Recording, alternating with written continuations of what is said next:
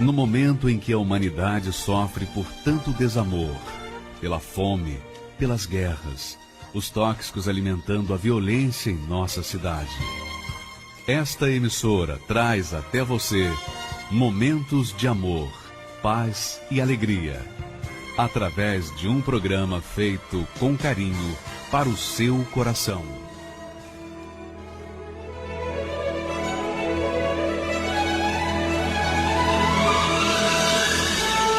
E agora, com você, a Palavra Amiga do Bispo Macedo.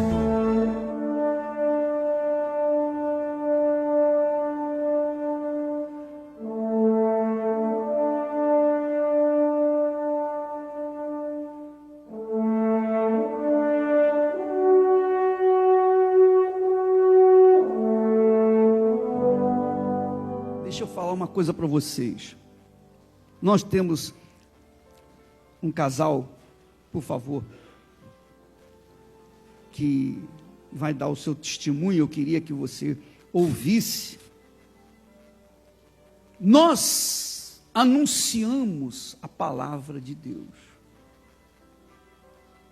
Nós anunciamos o Deus da sua palavra. Mas nós não mostramos esse Deus fisicamente. Não é possível você ver a Deus, porque Deus é espírito. Deus é espírito. Ele não é matéria.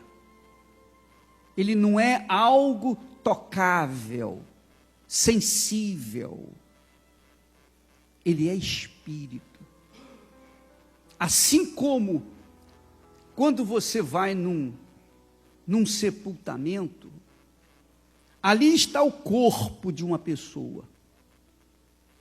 Você pode beliscar aquele corpo que ele não sente nada. Por quê? Apesar dele ter olhos, ouvidos, ele ter todo o corpo perfeito, mas falta o espírito, falta a alma e também o espírito naquela criatura. Preste atenção. Falta-lhe a alma e falta-lhe o espírito, a consciência. O espírito fala de consciência, do entendimento. Deus se revela para o seu povo através do seu espírito, da sua mente, do seu intelecto, da sua sabedoria, através da sua palavra. Então, quando você lê e entende a palavra dele, você entende porque você tem espírito, é o seu intelecto, sua cabeça, sua razão.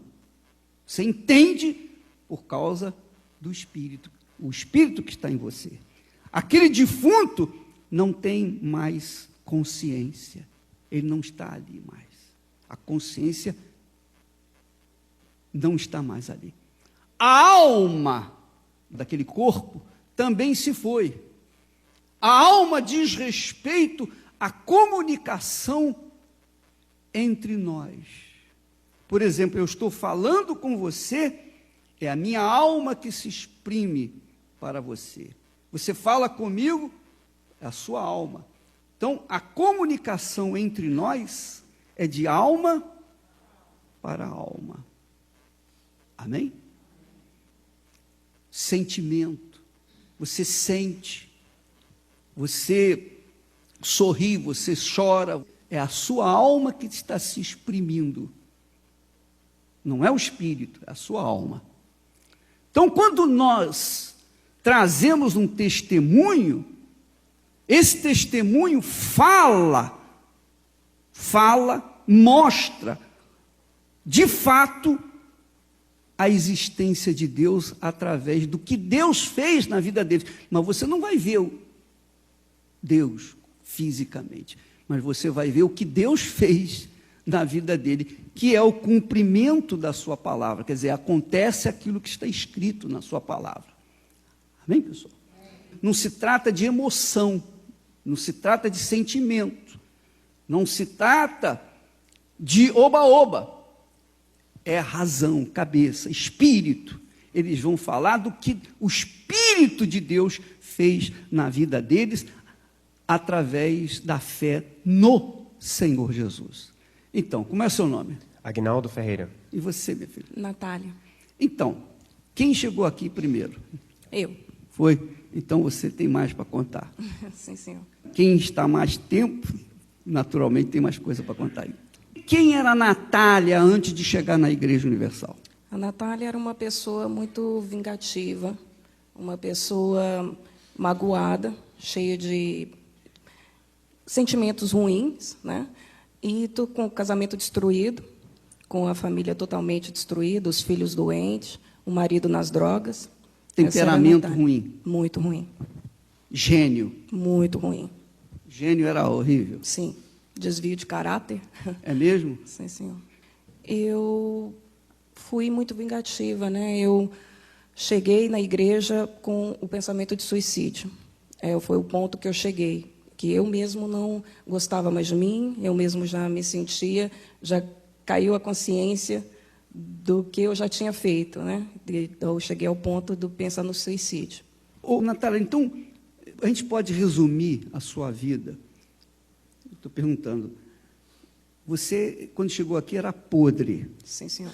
Você estava cheirando mal, estava em Sim. estado de putrefação, Sim, senhor. decomposição. Com certeza.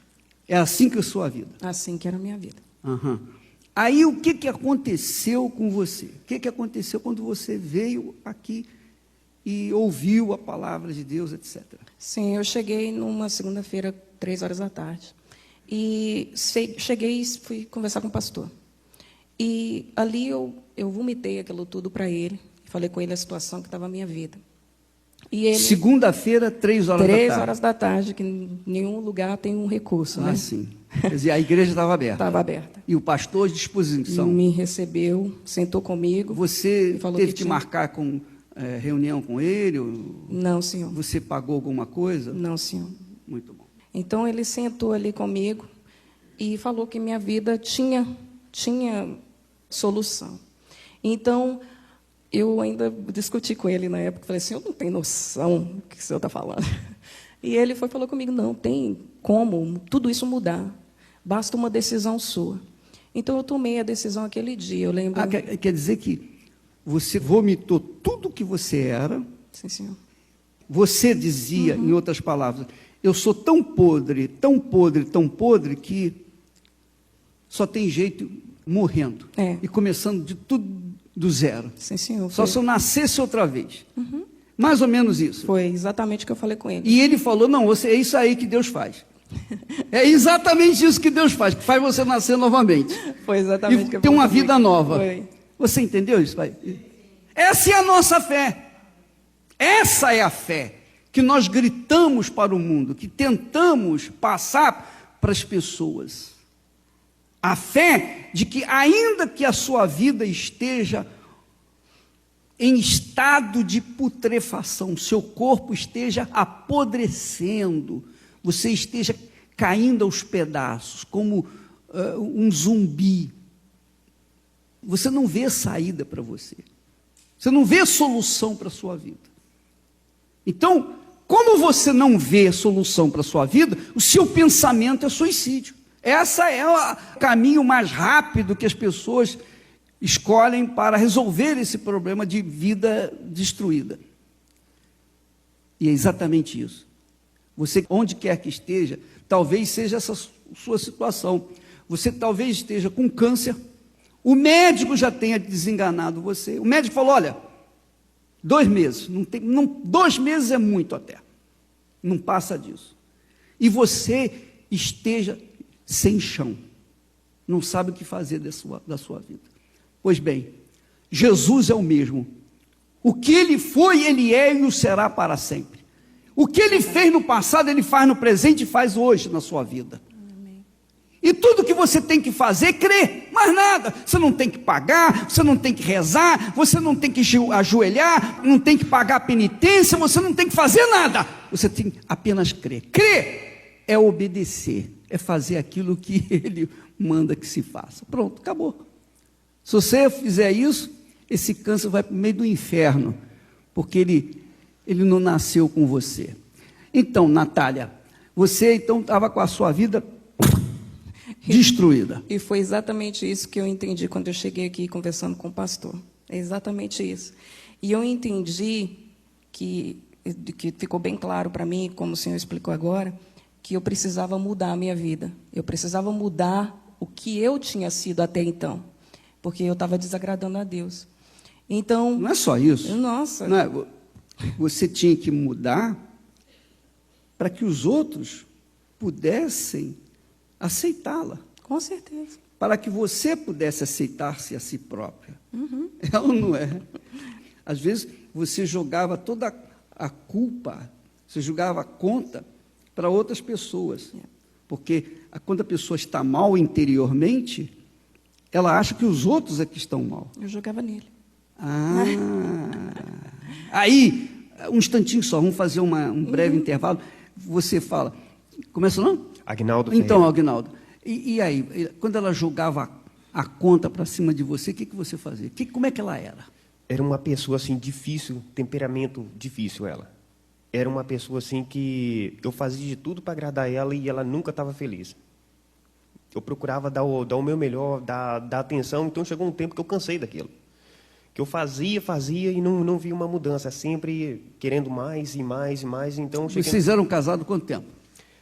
A gente é casado desde 2006. Uhum. Então, a gente estava junto há 5 anos. Sim, assim, há 5 anos que a gente estava junto. Uhum. O casamento da gente, até um certo ponto, na força do braço, porque eu bebia muito antes da gente se casar. Na força do braço, eu parei de beber e parei de fumar, por causa dela. Então, o casamento da gente, até um certo ponto, foi bem. Só que aí começou a ter erro do meu lado. Eu não conseguia, chegou a um certo ponto que eu não conseguia mais manter aquela capa. Então, eu comecei a fazer coisas escondidas. E foi onde ela ficou sabendo. Dali para frente, começou o nosso casamento, cada um... De mal a pior. De mal a pior. Veio um problema de migração, foi um abismo puxando o outro, literalmente. Eu caí num poço, tentava sair daquele, eu caí no outro mais fundo. É o seguinte, vou dizer para você, só para resumir. Dizem que quando o sujeito está sujo, está com azar, Exatamente. Você sabe como é que é. O urubu de baixo suja o de cima. Exatamente. Quando as coisas vão mal, sempre tende a piorar, é ou não é? Exatamente. É verdade, ou não? É verdade, é verdade. Você então julgava em cima dele as suas culpas. Eu julgava ele por estar na depressão, por beber, por eu chegar naquela situação que eu estava. Agora, Natália, e você, Aguinaldo, presta atenção.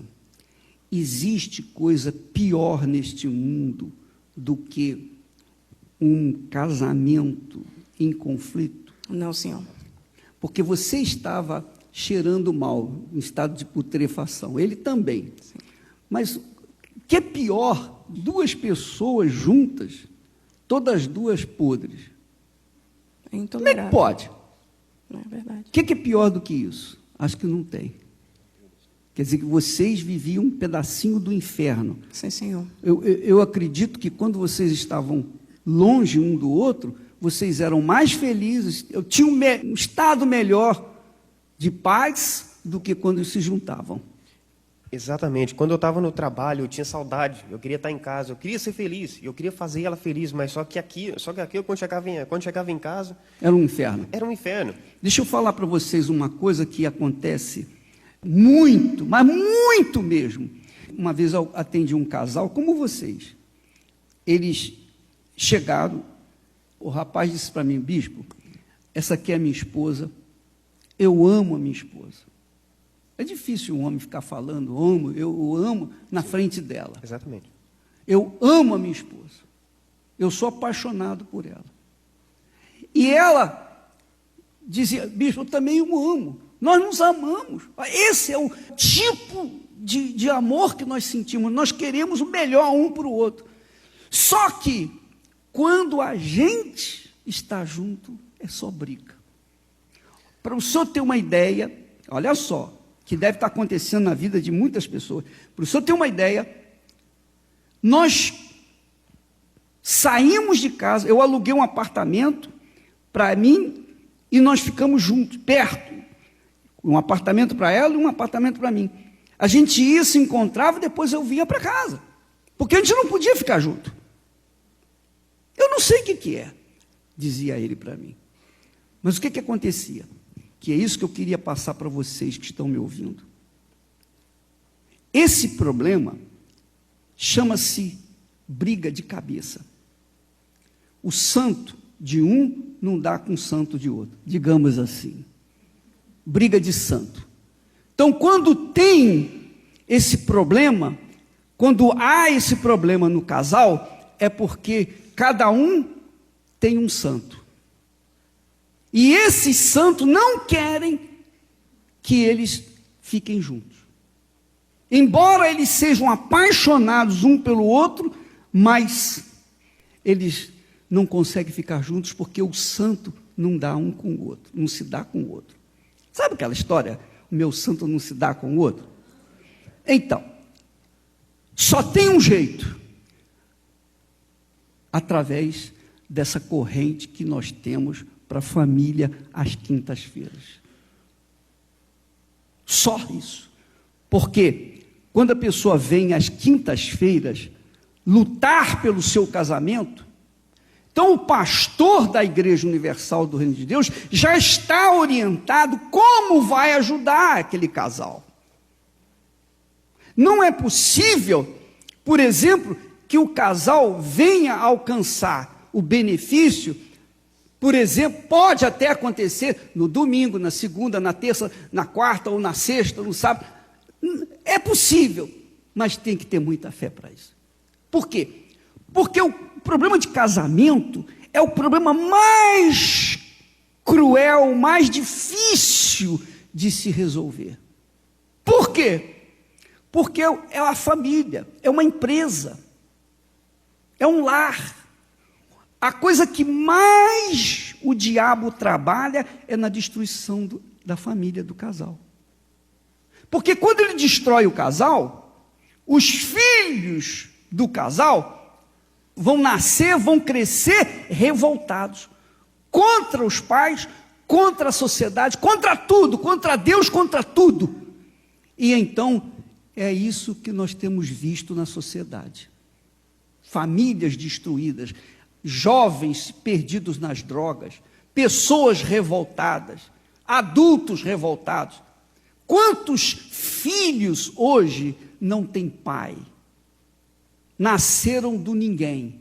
Quantos não têm mãe? Nem pai, nem mãe. Quantos não têm origem? Eu não sei quem é meu pai, não sei quem é minha mãe. Portanto, eu não sei o que é amor. Porque o amor começa aqui, no casamento.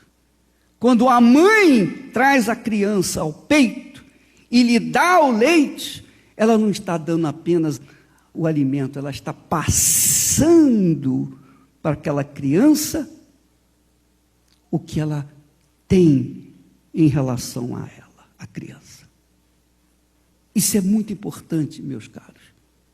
Isso é extremamente importante. Desculpa eu interromper esse testemunho de vocês, mas eu tenho que falar isso. A coisa é tão séria, tão séria, tão séria, que esse relacionamento filho e mãe, especialmente mãe, pai também, mas especialmente a mãe, isso é extremamente importante. São valores que foram deixados, ou estão sendo deixados, ao longo da história da humanidade. E para testemunhar disso, eu lembro, olha só como é forte, eu lembro, falando da minha própria vida, do meu próprio testemunho, quando eu chegava à casa da escola, a primeira coisa que eu falava, cadê a mamãe? Primeira coisa que eu fazia. Quando eu chegava de fora da rua, qualquer dia, qualquer hora, mamãe, eu não perguntava pelo meu pai, eu não perguntava pelos meus irmãos, eu perguntava pela mamãe. Por quê? Porque a minha mãe era a minha mãe. Não tinha ninguém nesse mundo igual a ela. Ninguém. Deus era mais importante para mim do que a minha mãe. Nem Deus. Ela era a minha deusa. Quando eu me casei, aí eu já era convertido, o que aconteceu? A minha esposa, naturalmente, veio substituir a minha mãe. Porque hoje, quando eu chego em casa, a primeira coisa, cadê a Esther? O que é isso? Você não tem ideia do que é isso. Sabe o que é você pegar o seio e dar para a criança? Você pensa que aquilo é só dar comida para a criança? Não. Você está passando ali a sua vida para a criança, o seu amor, o seu sentimento, seu carinho, sua ternura, sua proteção. Você ali está trazendo um ser a este mundo. Então a criança pega aquele espírito e faz levá-lo pelo resto da sua vida.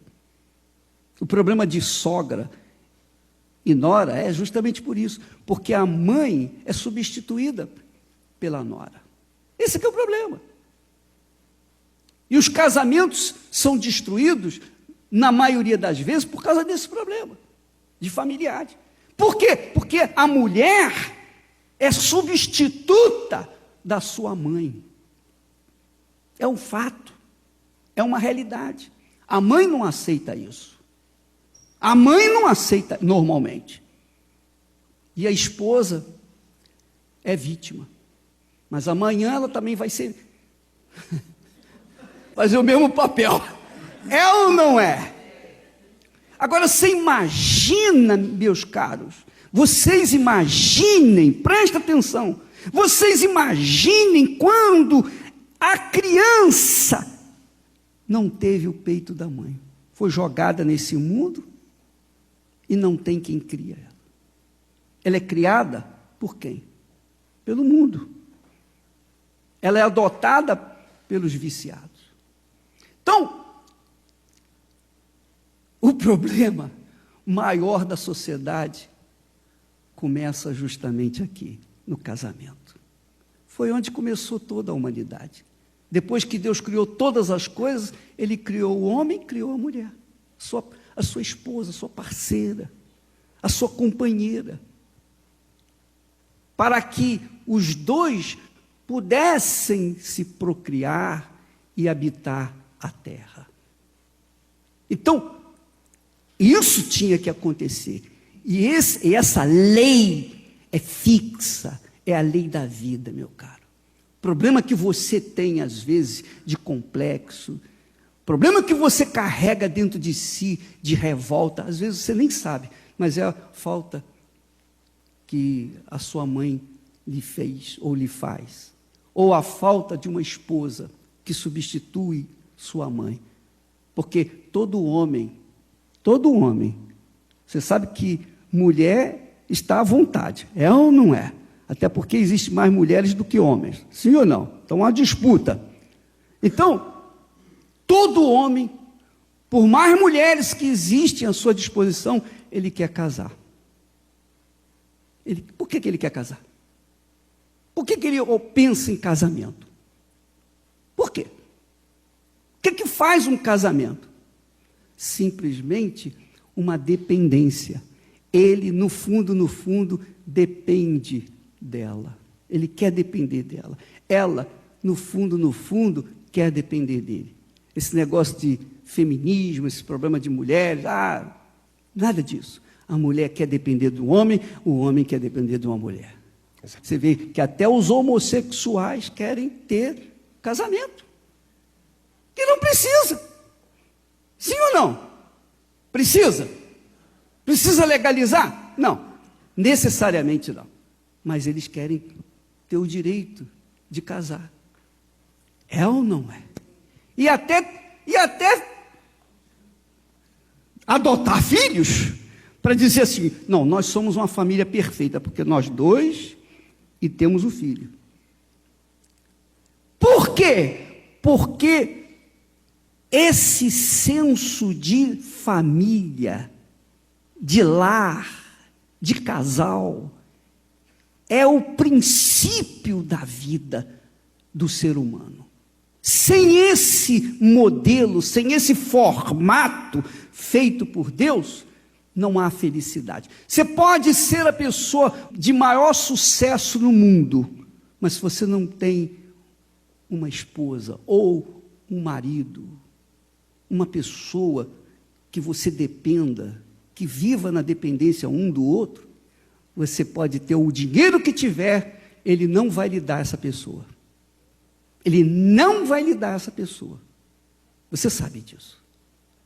Ele não vai lhe dar isso. É como uma senhora falou para mim, eu estava na casa dela, ela disse assim, olha, bispo, a casa dela é um luxo, é uma mansão. Ela disse para mim assim, está vendo aquelas casinhas lá no morro? Isso foi lá no Rio de Janeiro, está vendo aquelas casinhas lá, barraquinho, aquelas luzinhas e tal? Eu fico olhando para lá e fico com inveja deles. Eu preferia viver lá, mas ter um lar, um casamento, do que viver nesse palácio e chegar à noite, depois do banho, eu vou para o meu quarto luxuoso e não tem ninguém do meu lado. Não tem ninguém com quem eu comunique, que eu divida a minha alma, que haja esse contato. Você que é sozinha, sozinho, você sabe o que eu estou falando. Você que vive mal o seu casamento, sabe o que eu estou falando. Por isso é que às quintas-feiras nós trabalhamos excepcionalmente para isso. Nós não trabalhamos com a cura divina, nós não trabalhamos com prosperidade, nós não tratamos de outro assunto a não ser casamento. Porque é no casamento é que está o futuro, não só das pessoas, mas como da própria igreja.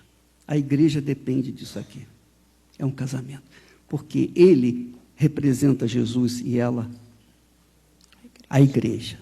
Quer você creia, quer você não creia, não importa. Você representa Jesus. Você que está me assistindo, você é marido, não importa se você é convertido ou se você não é convertido ou é incrédulo, mas você ainda assim representa Jesus e ela representa a igreja. Entenderam o que eu estou falando? Então, o casamento é a obra-prima de Deus, digamos assim. A instituição sagrada, sagradíssima. Então, o que você acha que o diabo mais deseja nesse mundo? Amém. Destruir o casamento. Destruindo o casamento, os filhos vão ser destruídos. E vão casar e descasar. Por isso você verifica que quando, normalmente, quando os pais são separados, os avós foram separados, os filhos são separados, os netos serão separados. Parece que a pessoa carrega uma maldição na sua vida, pelo resto da vida. E só tem um jeito de quebrar essa maldição, quando começa uma vida nova. Com certeza. Que foi o que aconteceu com você. Sim, senhor. Hein, Agnaldo? Sim, senhor bispo.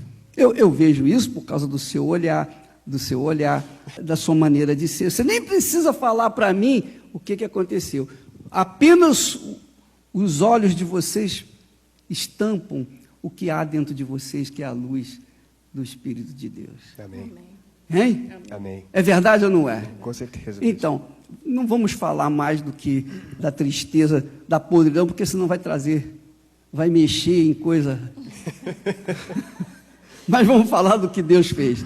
Você, Então, eu cheguei assim, né, na igreja, então eu só vi os erros dele, eu não vi os meus. Então, eu chegando aqui, eu tomei aquela decisão, ouvi toda isso, o que o senhor acabou de falar. Falou. Então, eu tomei aquela decisão. Naquele momento, eu orei e falei com Deus, falei, Senhor, de mim eu não quero nada. Hoje eu estava para me suicidar. Então, se eu viver daqui em diante, seja para a tua honra e tua glória, que se for para mim, eu não quero mais nada. Então, a partir daquele dia, eu abandonei tudo. Abandonei as pessoas que eu conversava, eu já não conversava mais. Televisão eu desliguei, não assistia nada. Rádio, eu não escutava nada. Eu fui radical no meu jeito de ser. Ou tudo ou nada. É tudo ou nada. Então, nem mesmo o telefone da minha mãe eu não atendia. E aí eu lembro que ela brigava comigo, falava assim, você não me atende. Eu falei assim, se eu tivesse morto, eu estava te atendendo? Então tá, então me deixa. Então, ali eu me bloqueei para o mundo e comecei a buscar Deus. Então, a ele ver essa diferença, foi um prazo de 3 semanas, que eu sempre convidava ele para vir na igreja e ele não vinha. Então, ele vendo aquela diferença, falou assim, peraí, tem alguma coisa acontecendo, né? Então, eu acho que essa igreja está fazendo efeito aí, que eu vou lá ver o que está acontecendo. Foi como ele chegou. Quer dizer, você mostrou que Deus existia para ele. É. Então, ele, curiosamente, veio cheirar aqui para ver se realmente... E Deus pegou. E pegou. Pegou. Foi como o senhor falou, não foi por ela falar de Jesus para mim, ela mostrou. A vida dela começou, ela já não era aquela pessoa temperamental mais, não era aquela pessoa explosiva, não era aquela pessoa que tentava me revidar. Eu falava uma coisa, às vezes até para ver se ela brigava ainda, mas ela não brigava, ficava quieta. Ah, é? Você atiçava. Atiçava. Então, eu vi que começou a ter uma mudança. E aquilo me chamou a atenção. Você era a tralha, hein? Eu sempre estava certa, né? Eu sempre estava certa, eu sempre tinha que falar mais alto. Se ele falasse mais alto, eu tinha que falar mais alto ainda. Então, eu era aquela pessoa assim, eu sempre era que estava com razão. Agora, Natália, eu fico imaginando uma mulher como você era. Insuportável. Hein? Insuportável. Nem eu aguentaria. Nem eu me aguentava. Ninguém aguentaria. Nem eu me Olha, aguentava. com todo o Espírito Santo, eu não aguentaria você. Eu não aguentaria. Desculpa lá. Não, nem eu me aguentava mesmo. Mas então, o que a vida de vocês é hoje? Vamos resumir isso aí. Bispo, hoje eu tenho um casamento. Hoje eu sou tão feliz, como eu digo para ela, nem o nosso começo de namoro, quando a gente se conheceu, eu era tão feliz como sou hoje. Cada vez vai ficando melhor. Cada dia melhor. Quantos dias passam, o casamento vai ficando mais gostoso, a convivência vai ficando mais gostosa, a vontade, estou trabalhando, a vontade de chegar em casa para dar um abraço, para ver como é que ela está, ver como é que foi o dia dela. E você, Natália? É do mesmo jeito, né? E é verdade mesmo? Verdade. A gente foi aprendendo o que era realmente o casamento. Até então, a gente já estava casado, já estava junto há alguns anos, mas a gente nunca tinha percebido o que era o casamento. A gente veio aprender aqui nas palestras, principalmente quinta-feira, a gente participava muito, e a gente foi percebendo que o casamento não é você receber, né? Principalmente para mim, eu queria só eu. Então, foi o dar. Então, eu comecei a dar para ele aquilo que eu queria para mim. Então, eu comecei a passar para fazer para ele, vou fazer um café da manhã para ele, né? Quem sabe ele não faz para mim. Então, eu comecei a aprender a dar. Então, automaticamente, eu comecei a receber, e o meu casamento foi melhorando, os meus filhos foram melhorando. Então, foi ali, a vida totalmente transformou. Tanto a vida dos meus filhos, o comportamento dos meus filhos, a saúde, a vida financeira, foi de fé em fé, e nós estamos aqui hoje. Eu costumo dizer que o casamento, o nosso lar, tem que ser um pedacinho do céu. Porque quando Jesus está morando com a gente, quando a gente tem o Espírito dele, então no nosso lar tem que ser um pedacinho do céu. Essa é a realidade. Então hoje vocês vivem como 2 amantes. Não é isso? Exatamente, bispo. Hoje eu não tem nem palavras para expressar assim, tipo assim, o quanto eu sou feliz hoje com ela. Apesar de tudo que aconteceu, mas aquilo que aconteceu foi como eu falei com ela. O meu passado, eu tenho um costume de dizer isso para as pessoas. Eu coloquei uma pedra do tamanho dessa igreja, dividindo eu e o meu passado. E dali para frente, uma vida nova. Agora, digo uma coisa. Hoje, vocês dois, há alguma dificuldade, algum problema que possa dividi-los? De jeito nenhum, bispo. Problema econômico? De jeito nenhum. Não nos afeta. De saúde. Os problemas nos faz estar mais perto um do outro. Cada vez mais perto. Cada vez mais perto. Se a gente está passando por uma luta, a gente senta, a gente conversa, é um motivo para a gente estar mais perto ainda um do outro. Vocês entenderam? Entenderam? O que é casamento? Sim ou não? Casamento não é isso que eles mostram nos cinemas, não. Traições, mentiras, vergonha, esculhambação. Não. Casamento é a paz. Você tem paz. E se o seu casamento não está assim, então é porque você não sabe o que é casamento. E eu posso imaginar quantos casais estão me ouvindo agora, quantas pessoas estão me ouvindo e dizendo, ah, quem me dera. Será que isso é verdade mesmo? Será que não é uma utopia falar que casamento, que o lar tem que ser um pedacinho do céu? Muito obrigado, minha cara. Veja só o que diz o texto sagrado. A Bíblia fala com respeito ao casamento, diz assim, bem-aventurado. Bem-aventurado quer dizer o quê? Feliz. Feliz. Feliz. Feliz aquele que teme ao Senhor e anda nos seus caminhos. Pois do trabalho das tuas mãos comerás, feliz serás e tudo te irá bem. Amém?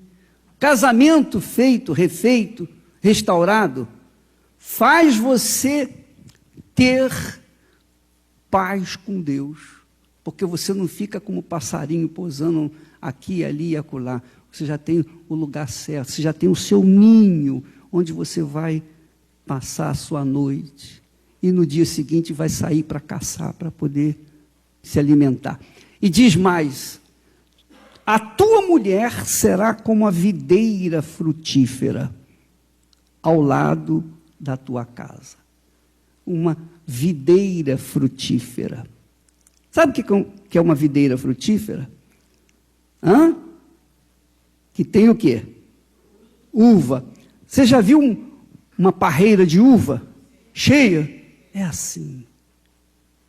Viçosa, magnífica, linda, maravilhosa, mas, sobretudo, magnífico para o nosso sabor. Amém, pessoal?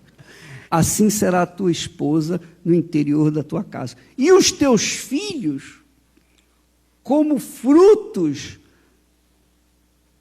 da oliveira, à roda da sua mesa. Quer dizer, frutos não do seu casamento, mas frutos de uma comunhão com Deus, porque oliveira fala da azeitona, de onde sai o óleo que representa o Espírito Santo. Amém? Você, minha amiga, meu amigo, se existe uma coisa que você tem que investir, é justamente no seu casamento. É a coisa mais importante na sua vida. Mais importante. E eu vou dizer para vocês uma coisa. Nós nos casamos, nós tivemos 2 filhas, e ao invés de me preocupar com a sua educação acadêmica, formação acadêmica, eu não fiz isso. Eu não fiz isso. Elas estavam estudando aqui, elas fizeram o high school, mas terminado o high school, depois você vai decidir o que você quer. Primeiro, nós vamos cuidar da sua família, do seu lar. Eu investi no lar delas. A Esther até falava, eu quero que as minhas filhas casem com americano, porque o americano é muito educado, é muito fino, abre a porta do carro,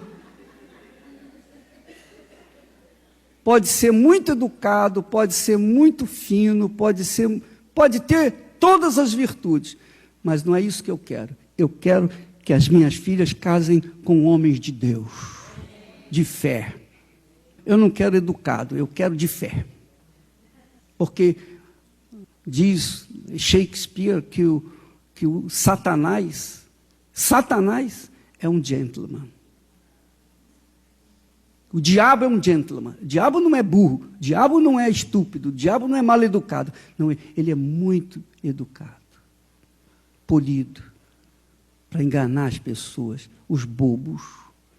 Então, nós falamos, não, eu quero que elas casem com gente da nossa terra que a gente conhece, mas que seja de Deus. E foi isso. Elas são felizes. Elas podem falar de casamento. Todas duas podem falar de casamento. A Cristiane e o Renato fazem esse trabalho. Então, eu provo para vocês que a minha fé na palavra de Deus está certo. Você tem o seu casamento mal, se você vive mal por causa do seu casamento, eu imagino que deve ser um inferno. E eu vi isso, esse inferninho, quando eu morava com os meus irmãos e eles eram casaram primeiro do que eu e viveram um inferno. Então eu sabia que era viver um inferno. E eu dizia, meu Deus, eu não quero uma mulher assim não. Que isso? Um casamento desse eu estou frito. Eu perco até a minha fé. Eu perco até a minha comunhão contigo. Eu não vou aceitar isso. Só me dá a pessoa certa, porque senão eu estou perdido. Eu prefiro a morte.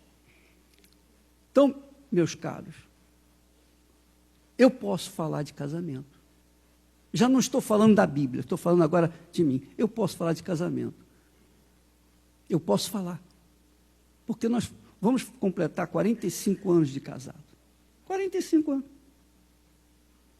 E se Deus nos der saúde, nós vamos para 50, 60, sei lá, 70. Nós vamos até onde Deus quiser. Juntos, ligados, misturados. E sem condição de divórcio. Amém, pessoal? É forte. Eu queria deixar isso para vocês.